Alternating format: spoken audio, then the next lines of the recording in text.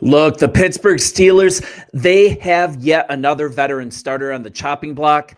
And today I'm wanting to look at a starter on the offensive line who is an impending free agent. And I'm referring to James Daniels. Just a really unfortunate situation with a dude that was shaping into one of the best guards in the league last year.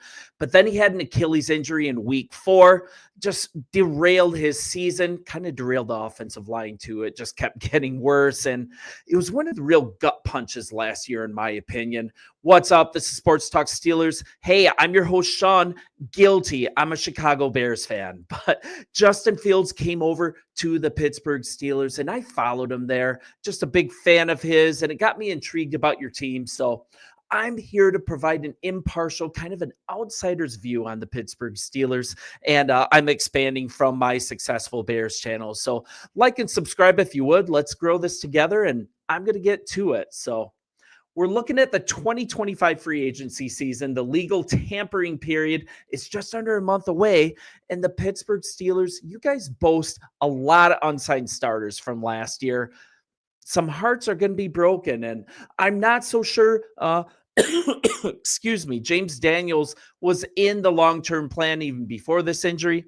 The Steelers declined to extend his contract before the season. So kind of little history on this. The Steelers signed James Daniel in free agency in 2022. Premier signing that year. He earned a 3-year contract worth $26.5 million. As a Bears fan, I'm really familiar with him because we're the ones that drafted him. So at the time, largest contract the Steelers had ever given to an outside unrestricted free agent. Since then, you had Patrick Queen breaking the bank, and that was a great move. So what if James Daniels doesn't come back? If he doesn't come back, I think we're looking at Mason McCormick. He's not going to be handed the job. He should have to compete for it, even though he took over last year. But he is the leader in the clubhouse to take over this spot. You got to hand it to the guy. He's really got a blue-collar mentality. The former 4th rounder, he really stepped up as the starting right guard after James Daniels had that unfortunate Achilles injury.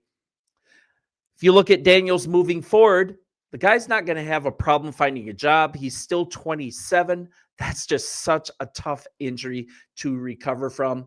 You might even see Broderick Jones slide over to the left tackle if Dan Moore doesn't return along with Daniels, but Jones needs to develop. He needs to reach his first-round draft pedigree. He was slated to be a little bit of a project when you guys picked him up, but I think it's time, right? I mean, this season is a make or break for him, and the whole line might depend on him progressing to who he's supposed to be. Nice to see you guys hit on Frazier at center. What a fantastic draft pick. And this actually might mean the Steelers have a good view of McCormick, at least high enough that they don't want Daniels there, even on a 1-year prove-it deal. So it's kind of a vote of confidence for McCormick, in my opinion.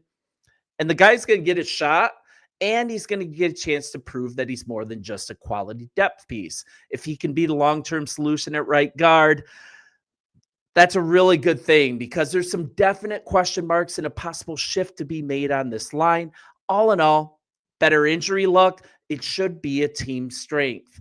You've got Fatanu. He's ready to go, hopefully. And Fatanu, his skill set's incredible. Another great pick from last year.